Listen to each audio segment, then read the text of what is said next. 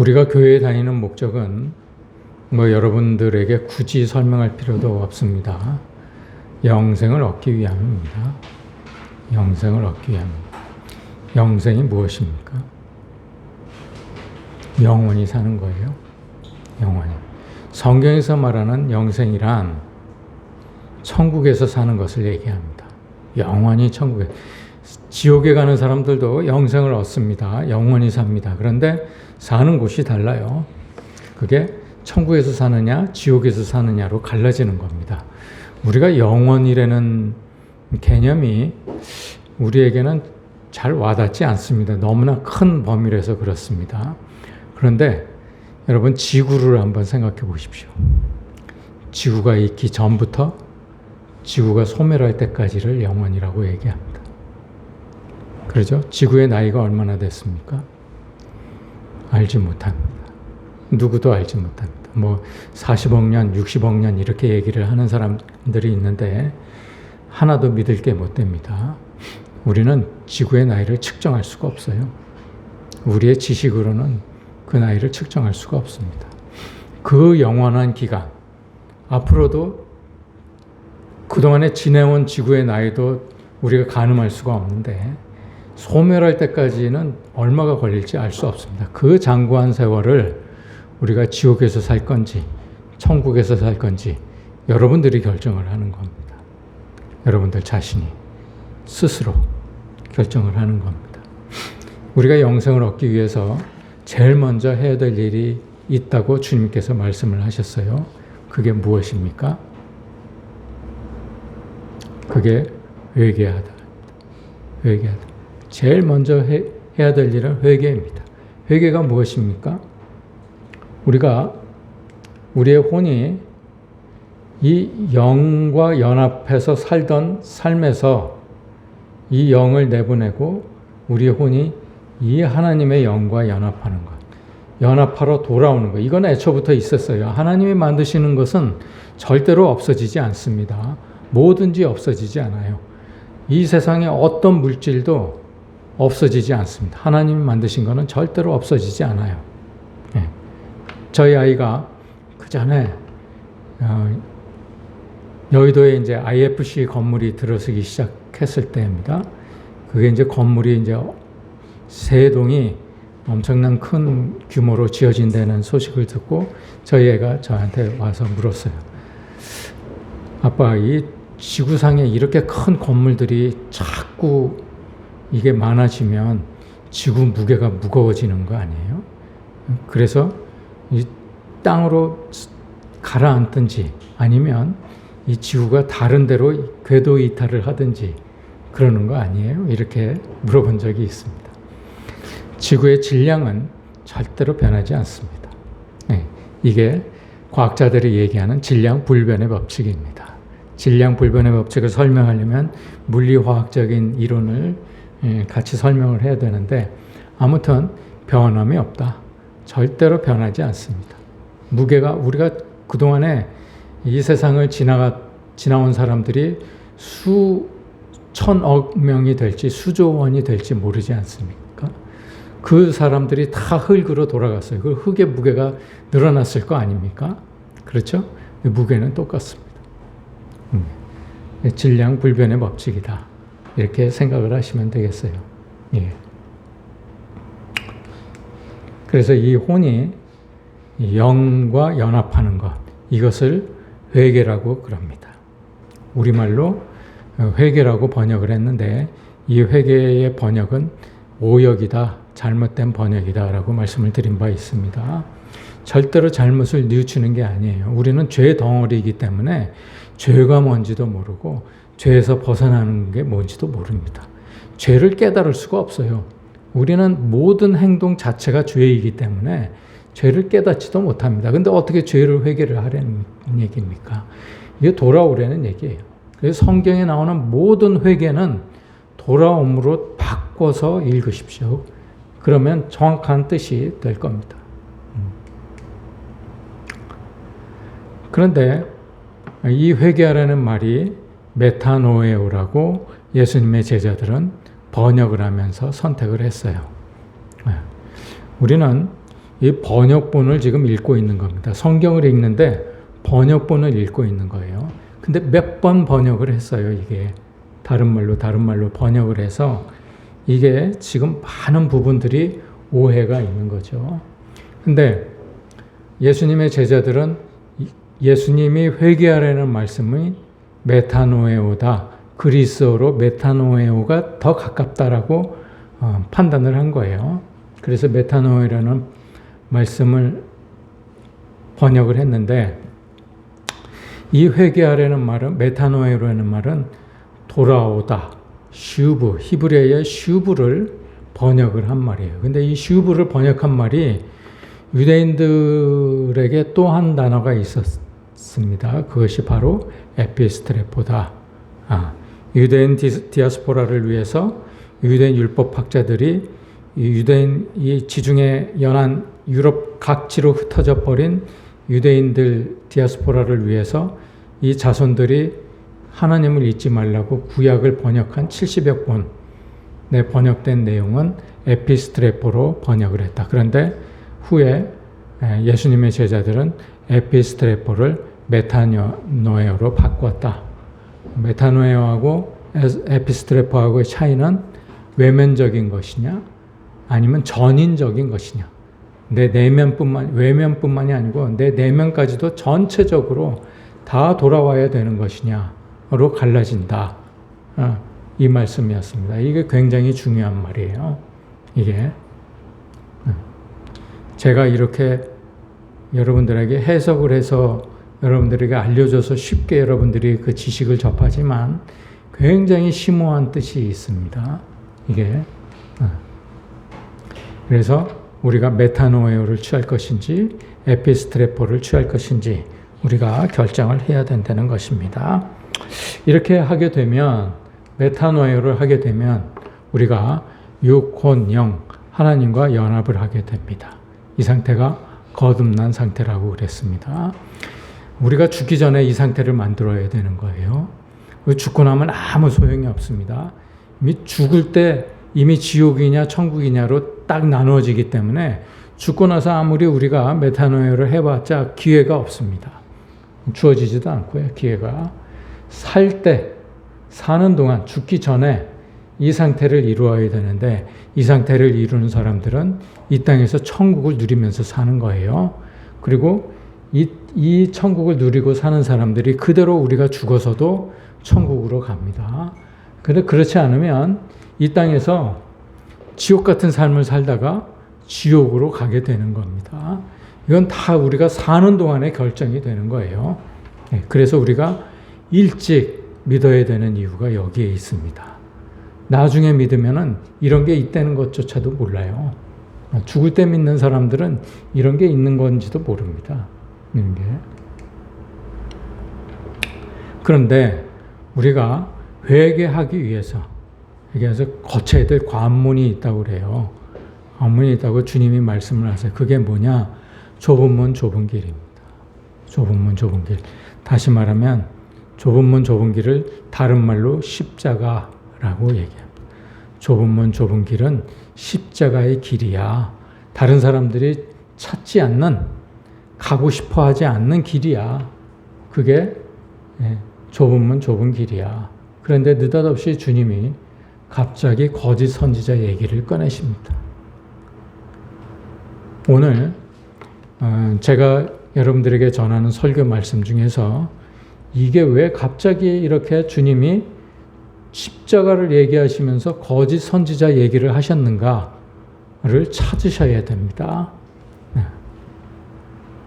잘 들으셔야 되는 오늘 내용이 굉장히 중요합니다. 십자가를 진다는 말은 무슨 말인가? 이런 사람들을 얘기한다. 십자가를 지게 되면 심령이 가난해지고 애통하는 자가 되고 온유한 자가 되고 의에 줄이고 목마른 자가 되고 긍휼히 여기는 자가 되고 마음이 청결한 자가 되고 화평하는 자가 된다. 이런 사람이 되면 박해를 받는다. 라고 그랬습니다. 여기까지는 잘 아시겠죠? 무슨 말씀인지 한두 번 얘기한 게 아니니까. 자, 그런데 여러분 너무 어려워요. 이걸 어떻게 다 버립니까? 이게 그렇죠? 그런데 한 가지만 버리면 된다라고 얘기를 했습니다. 그 한 가지가 바로 이 지정의입니다. 우리의 지정의를 버리면 우리가 팔복을 가진 사람이 되는 거예요. 그런 사람들이 결국은 박해를 받게 되는데, 이 박해를 받게 되면 여러분들 즐거워하고 기뻐해야 된다. 이 말씀입니다. 왜 즐거워하고 기뻐합니까? 제 길을 찾았기 때문에. 좁은 문 좁은 길을 찾았기 때문에 그렇습니다. 그래서 즐거워하고 기뻐해야 된다. 다시 말하면 그 즐거워하고 기뻐하는 것이 바로 소금의 맛이고 빛의 사명을 감당하는 것이다. 이 얘기입니다. 여러분, 제가 이렇게 반복하는 이유는 여러분들이 이 진리를 정말 마음속에 담아서 다른 사람들에게 흘려보내야 되기 때문에 그래요. 여러분들만 갖고 있으면 아무 소용이 없습니다. 그건 사랑이 아니에요. 사랑이란 여러분들이 받은 진리를 다른 사람들에게까지 흘려보내는 게 사랑인 거예요. 그래서 비치게 해서 그들로 너희 착한 행실이라는 것은 하나님의 뜻대로 행하는 것이라고 그랬습니다. 하나님의 뜻대로 행하는 것을 보고 하나님께 영광을 돌리게 하라. 이 얘기입니다. 거듭난 자들만이 할 수 있는 일이죠. 왜 하나님의 뜻대로 해야 됩니까? 하나님의 뜻대로 행하는 자라야 천국에 들어간다고 말씀을 하셨기 때문에 그래요. 그래서 이 뜻이 무엇인지를 우리가 알아야 됩니다. 우리 지정의로 알아내야 돼요. 그것이 바로 우리의 의가 서기관과 바리새인보다 더 낫게 되는 것을 얘기합니다. 여러분, 이 말씀을 잘 보세요. 마태복음 5장 17절에서 20절 말씀은 무슨 말씀이냐? 너희가 율법을 지켜야 돼. 이 말씀이에요. 너희는 율법을 잘 지켜야 돼. 이 얘기예요. 그런데 사람들은 율법에서 말하는 얘기가 무슨 말씀인지를 제대로 알질 못해서 지키는 사람이 없었어요. 그래서 예수님께서 오신 거예요. 그 율법을 설명하시기 위해서 이 땅에 오신 거예요. 율법의 내용 하나하나가 이런 말이야. 이런 거를 설명하시기 위해서 오신 거예요. 예를 들어서 설명을 하시지 않습니까? 이렇게. 자, 살인하지 말라는 말은 미워하지 말라는 것부터 먼저 싹을 도려내야 되는 거야. 너희가 사람 안 죽인다고 율법을 지킨 게 아니야. 너희가 미워하면 율법을 안 지킨 거야. 이 얘기예요. 근데 이스라엘 사람들은 이 율법의 뜻을 알지 못했기 때문에 지키지 못한 게 되는 거예요. 이스라엘 사람들이 율법을 지키지 못했다는 말은 살인을 해서 율법을 못 지킨 게 아니고 율법의 속뜻을 알지 못해서 못 지킨 거예요. 그래서 주님이 하도 답답해서 오신 거예요. 이 땅에. 너무 답답하다. 예. 간음하지 말라는 것도 남녀관계를 비추어서 얘기를 한 것이지, 간음하지 말라는 말은 세상에 눈을 돌리고 그 눈을 돌린 세상에 너희 손을 뻗는 거야. 너희가 하나님을 믿는다고 얼굴은 하나님을 쳐다보고 있는데, 잘 들으세요. 얼굴은 하나님을 쳐다보고 있는데 내 눈은 세상을 쳐다보고 있는 거야. 그래서 두 마음을 가지고 있는 거야. 근데 내 손은 어디를 향하고 있는가? 내 눈이 가고 있는 곳에 내 손이 가는 거야. 그래서 내 두 마음이 있는 거야. 내 속에. 내 얼굴은 하나님을 쳐다보고 있으면서 내 눈과 손은 다른 곳을 쳐다보고 있는 거야. 예. 그래서 그런 눈과 손이라면 차라리 없는 게 나아. 이 얘기예요. 예. 네가 만약에 그렇게만 하지 않으면, 네 눈과 손을 다른 데로 뻗치지만 않으면 나 너 절대로 버리지 않아.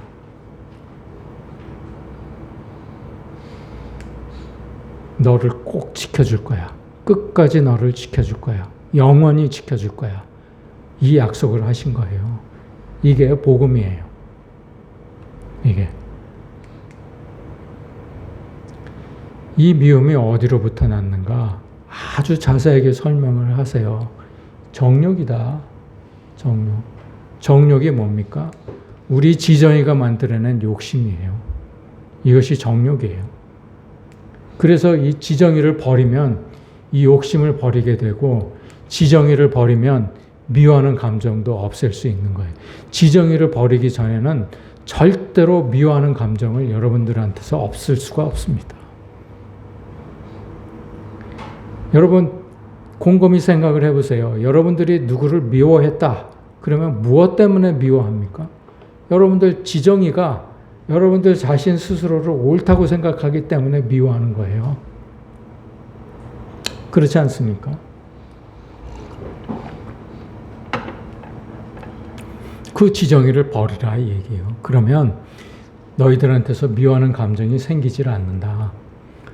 이 정욕이 무엇인가? 이게 바로 간음하는 것이다. 간음이 무엇이냐? 세상과 법된 것이다. 이것이 하나님과 원수됨을 알지 못하느냐. 원수. 오늘 여러분과 나누고자 하는 말씀이에요. 이 원수가 무엇인가? 세상과 벗된 것이다.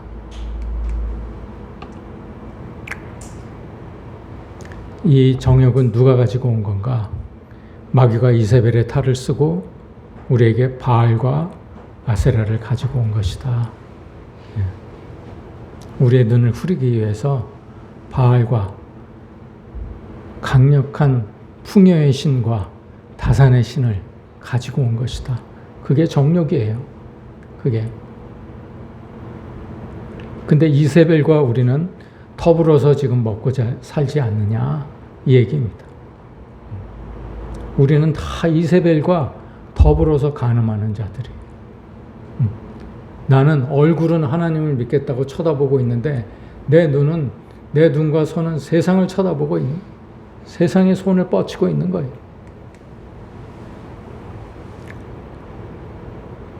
맹세하지 말라는 말은 율법에서 맹세하지 말라는 말을 하지 않았느냐. 이 말도 정확한 뜻은 이 말이야. 너 거짓 증거하지 말라는 얘기야. 하나님의 말씀을 네 말로 만들어서 증거하지 말라, 전하지 말라. 이 얘기야. 이 말입니다. 이 말이 아니라는 얘기예요. 우리말로 맹세를 얘기했는데 이 말이 아니다. 이 말이. 이건 오역이다. 이거는 생일을 축하한다고 그래서 우리가 congratulation이라고 번역하는 거하고 똑같다.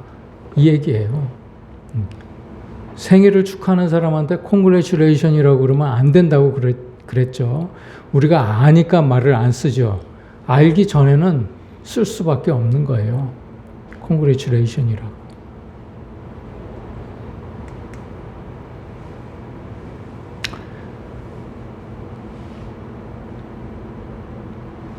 우리에게는 오로지 진리의 말씀을 듣고 그렇다고 생각이 되는 것은 예, 아니라고 생각되는 것은 아니오라고만 대답할 자격밖에 없다.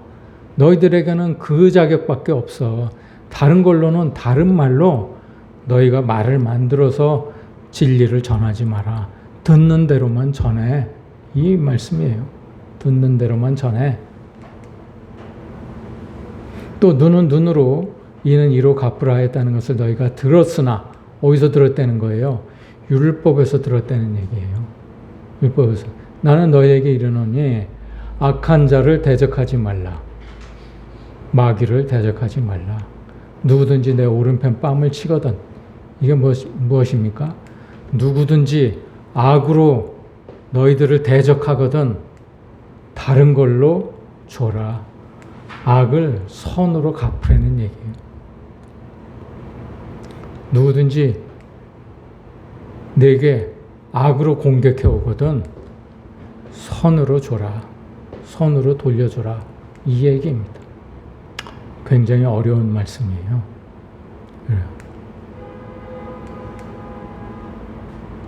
또 너를 고발하여 속옷을 가지고자 하는 자, 또 누구든지 너를 억지로 오리를 가게 하는 자, 내게 구하는 자, 이게 다 무엇을 얘기합니까?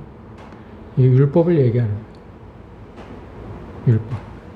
율법을 요구하는 자가 있거든 율법의 속뜻까지도 해줘라.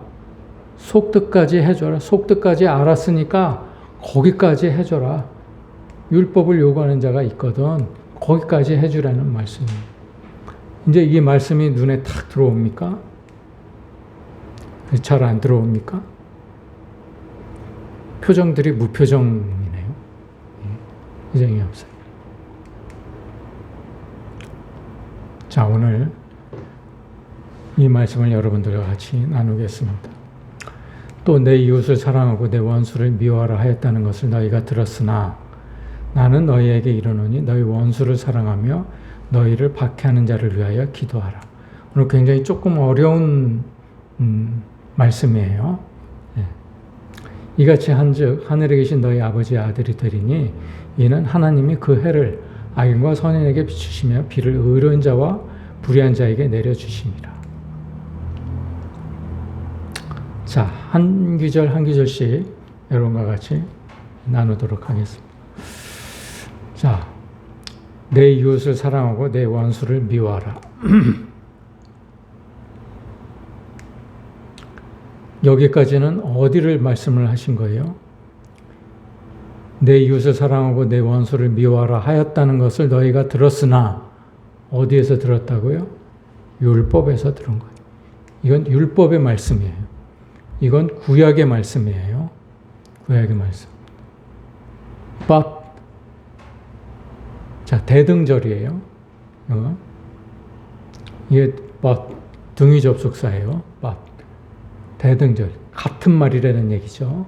이게 그런데 나는 너희에게 이르노니 신약의 말씀이에요. 예, 나는 너희에게 이르노니 너희 원수를 사랑하며 너희를 박해하는 자를 위하여 기도하라. 그러면 여러분 잘 보세요. 내 이웃을 사랑하고 내 원수를 미워하라는 말을 주님이 바꾸신 거예요. 그러죠? 그러면 이 원수하고 같은 겁니까? 이 원수가 뭐하고 같은 거예요? 이 원수가 이거하고 같은 거예요. 만약 이게 같다면 이 말씀은 뭐예요? 설명이 없잖아요. 박해하는 자하고 이 이웃이 설명하는 말씀이 없으세요. 원수가 이웃이란 얘기. 원수가 이 원수는 박해하는 자다. 항상 대치한다고 그랬어요. 짝이 있다고 그랬습니다. 말씀은 이게 유대인의 문장 구조예요. 유대인들의 히브리 문장 구조가 이건 옛날에 키아즘이라고 그래서 제가 여러분들에게 잠깐 설명을 한 적이 있어요. X자 표시해가지고 말씀을 대귀절을 쭉 설명을 해드린 적이 있습니다. 그것처럼 이것도 마찬가지예요. 그러면 이게 이웃이 원수라는 말씀이 무엇인가? 주님은요, 이 이웃을 구약에서는 이 이웃이 누구인가? 이 이웃은요, 내 주변에 이스라엘 공동체에서 사는 모든 사람을 얘기했습니다. 이웃하고 가장 가까운 말이 형제라는 말인데, 아델포스, 형제라는 말인데, 어떤 때는 막 이걸 혼용해서 썼어요. 그런데 랍비들은 정확하게 그걸 구별을 했어요. 형제는 하나님을 믿고 이스라엘 공동체에서 이방인들도 하나님을 믿기로 완전히 개종한 사람들, 그리고 유대인들을 얘기하는 거야. 근데 이웃은 이스라엘 공동체 속에서 사는 모든 사람들을 얘기하는 거야. 그래서 구별을 했어요. 이웃은. 그래서 이웃이 나 이외에 다른 사람을 뜻합니다. 이웃은. 그런데 예수님은 원수라고 설명을 했어요. 그래서 이 이웃이 누군지를 구체적으로 설명을 하신 겁니다. 여러분, 나랑 가장 가까운 이웃이 누구입니까?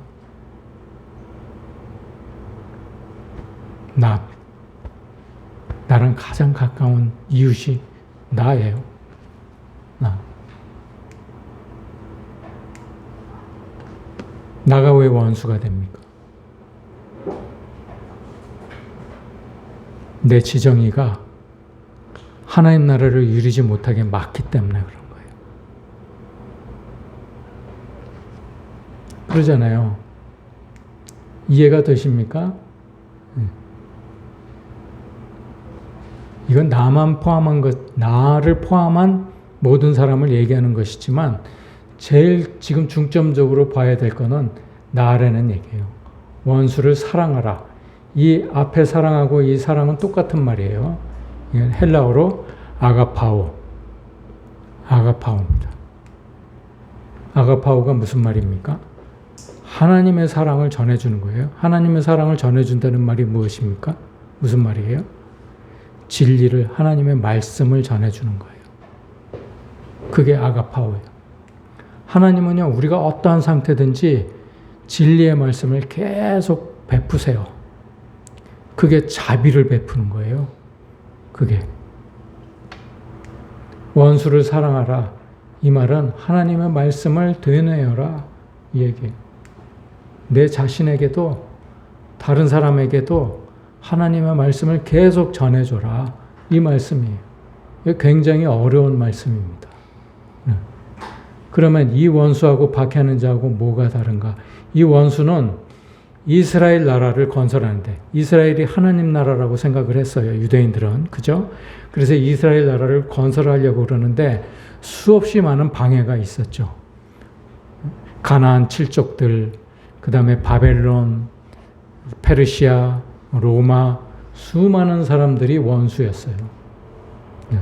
그런데 신약에 와서 예수님께서 이 원수는 뭘로 설명을 하시는가? 박해하는 자, 거짓 증거하는 사람. 거짓 증거자. 나를 포함한 모든 거짓 증거자를 얘기합니다. 마귀를 뜻합니다. 박해하는 자. 마귀. 내가 마귀라는 얘기. 내가. 내 지정의가 마귀라는 얘기예요.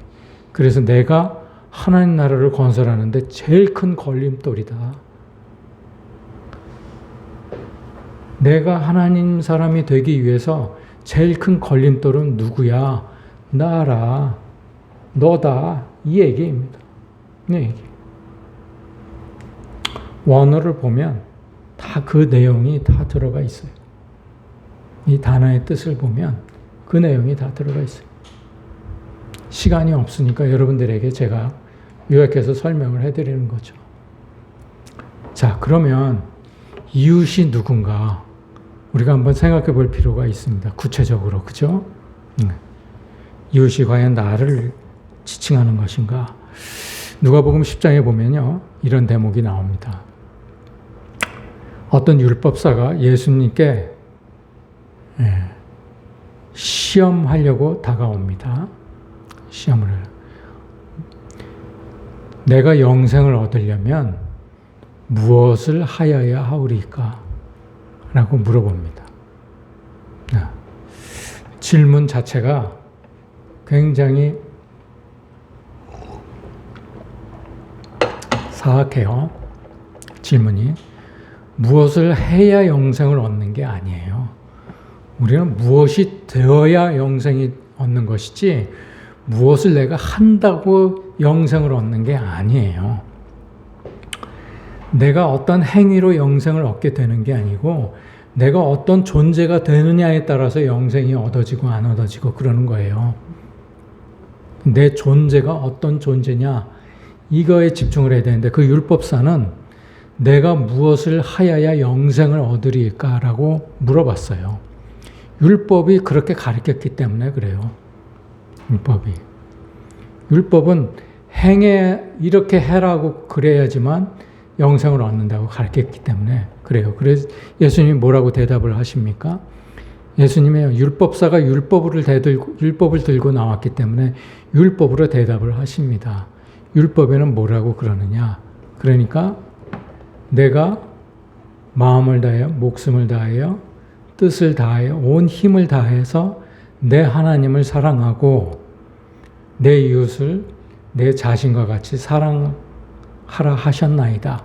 이 말씀은 예수님이 말씀하신 게 아니에요. 구약의 선지자들이 다 그렇게 요약을 해서 말씀을 하신 거예요. 다.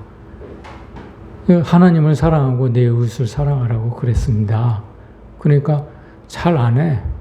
너 그렇게 하면 되겠네. 이렇게 대답을 하시는 거예요.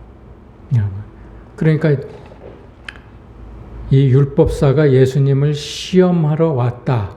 이 말씀은 이 시험하다의 에크페이라조라는 말인데 이건 예수님을 넘어뜨리고자 시험하는 거예요. 넘어뜨리려고 시험하는 거예요. 그게 끝까지 물고 늘어지죠. 그러면 이웃이 누구입니까? 물어봅니다. 그러면 내 이웃이 누구니까? 이렇게 물어보는 거예요. 그러니까 예수님께서 사마리아의 강도 만난 자의 선한 사마리아 얘기를 하시는 거예요.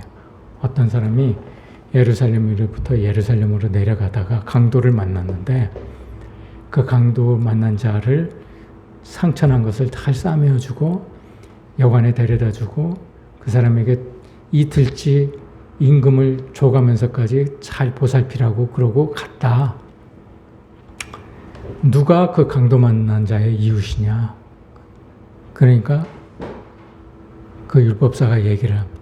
자비를 베푼 자입니다. 자비를 베푼 자이다. 아가파오 한 사람입니다. 이 말이에요. 자비를 베푼 자.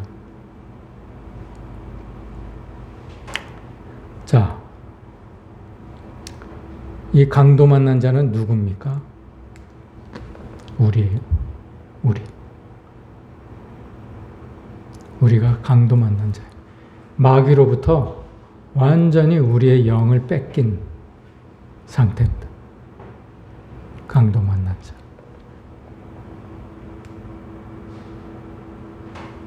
이 말씀이 이해가 되십니까? 네. 그래서 자비를 베푸는 사람이 말씀을 진리를 베풀어 주는 사람이 내 이웃이야. 이 말입니다. 그러면 이 강도는 누구인가? 강도는. 이거 지난번에 제가 2주 전인가 말씀을 드렸죠. 양의 주인은 문을 통해서 들어가요. 양의 문. 양의 주인은 양의 문을 통해서 들어갑니다. 그런데 도둑이나 강도는 울타리를 넘어서 다른 문으로 들어갑니다. 다른 문. 그런 사람이 절도요, 강도라고 설명을 해주십니다.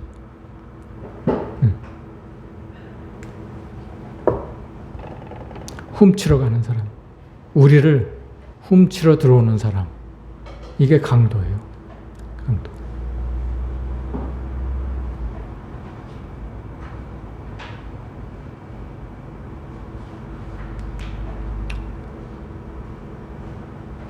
자, 오늘 여러분에게 중요한 진리를 여러분에게 전합니다.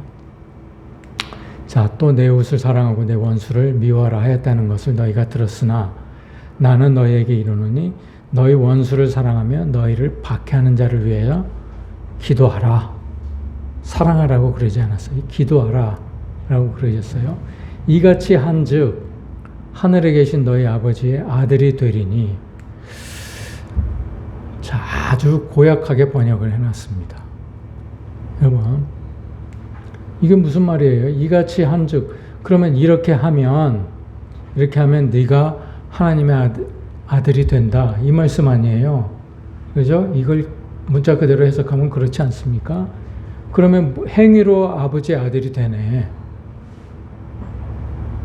그렇죠? 그러면 이거 우리가 할 수 있다는 얘기잖아요. 이웃을 사랑하고 원수를 사랑하고 박해하는 자를 위해서 기도하는 사람이 될 수 있다는 얘기 아니에요. 얼마든지 우리의 노력으로. 그런 사람이 될 수 있다는 얘기 아닙니까? 이게 무슨 말이에요? 그러고는 뜬금없이 이는 하나님이 그 해를 악인과 선인에게 비춰주시며 비도 뭐 거듭난 자든 거듭나지 않은 자든 다 똑같이 내려주시지 않느냐. 이거 연결이 됩니까? 여러분 이해가 되세요? 이 말이 무슨 말이에요? 이거 지금 국어를 하자는 얘기입니다. 국어 독해를 하자는 얘기예요. 이같이 한즉 하늘에 계신 너희 아버지의 아들이 되리니 이는 하나님이 그 해를 악인과 선인에게 비추시며 비를 의로한 자와 불의한 자에게 내려주신다. 이게 무슨 말이에요? 말이 되는 말입니까? 여러분 상식적으로 이 국어가 돼요? 이거 국어가 아니에요. 이건 제가 한국어 교사 자격증을 가지고 있는 사람이 이건 국어가 아니에요. 이같이 한즉 이 호포스는 뭐뭐 하기 위하여예요. 그러면 우리가 이렇게 한번 해석을 해봅시다. 그러면 이 말이 이해가 되는지 안 되는지 해봅시다.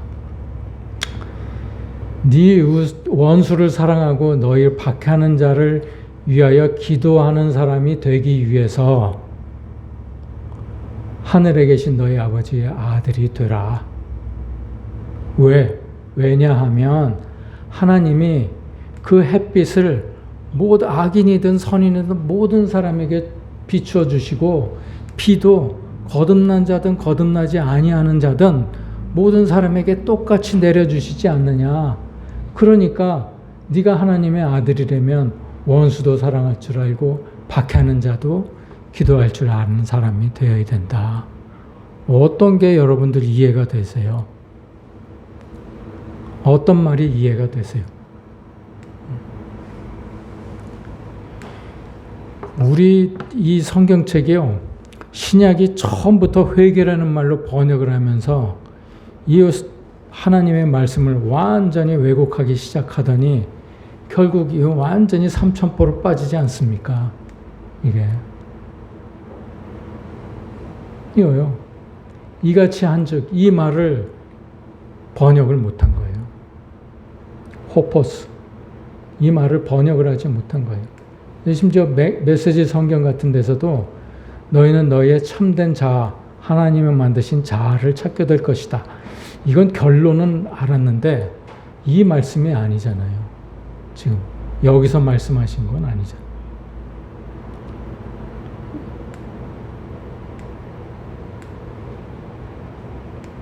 그리고 여기에 아버지의 아들이 되리니 이 말은 아들이라는 말도 있지만 그리스도인이라는 뜻도 있습니다. 네. 또 너희를 사랑하는 자를 사랑하면 무슨 상이 있겠느냐? 이 상은 무슨 상이라고 그랬어요? 구원의 상. 구원의 상. 너만 사랑하는 사람, 네가 좋아하는 사람만 사랑하면 너 구원 못 받아. 얘기해요. 그거는 세리 같은 형편없는 사람도 하는 짓이야.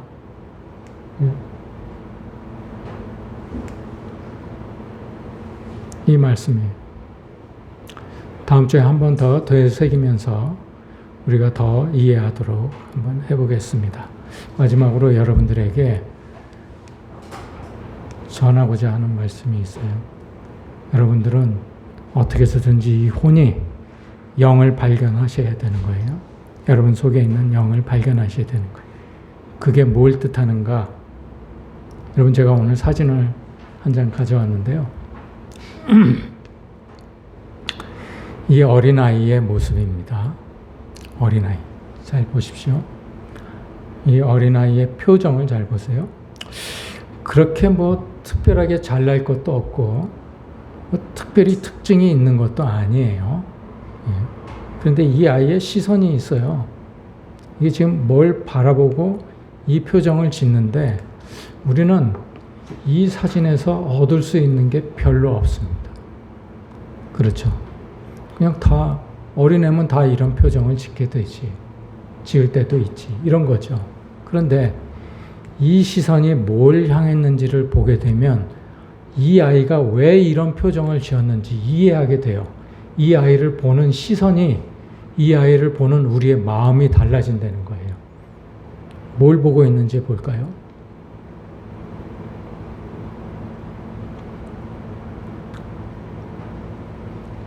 그러면 이 아이의 표정에서 우리가 무엇을 읽을 수 있습니까? 여러분들은 무엇을 읽으시나요? 하나없는 신뢰, 존경, 믿음, 사랑, 기대, 희망, 행복을 여러분들 보지 않으십니까? 그죠? 이 아이가 엄마를 쳐다보면서 이 눈이 다른 데를 쳐다봅니까? 이 눈이 쳐다보는 곳을 이 손도 향하게 되겠죠. 어딘가 모르게 엄마의 손을 잡고 있든지 엄마의 팔을 잡고 있든지 그러겠죠. 그렇죠. 여러분, 이 대상이 하나님으로 바뀌어도 이런 표정을 짓게 되면 이 아이는 거듭나게 되는 거예요. 여러분, 우리가 하나님을 바라보면서 이 표정을 짓고 이 시선을 딱 고정하면 이 표정을 짓게 되는데, 하나님을 향해서 우리가 이 표정을, 이 얼굴을 갖게 된다면 우리는 분명히 거듭난 사람이 될 것이고, 이 땅에서 행복을 느끼면서 천국을 누리면서 살게 될 것입니다. 천국은 이 어린아이와 같은 표정을 짓는 자들의 것이기 때문에 그렇습니다. 이 어린아이와 같은 마음을 가진 사람, 이게 대상이 어머니가 아니고 하나님일 경우에 이 표정을 하나님으로 바뀌어서 이 표정을 우리가 지을 때, 어린아이와 같은 표정을 지을 때 우리의 시선이 다른 데로 쏠리지 않고 한 마음을 가지고 한 곳을 향해서 집중할 때, 그때 우리는 이 땅에 살면서도 천국을 누리게 될 것입니다. 여러분, 이 어린아이의 표정을 얼굴에 담으십시오. 기도하시겠습니다.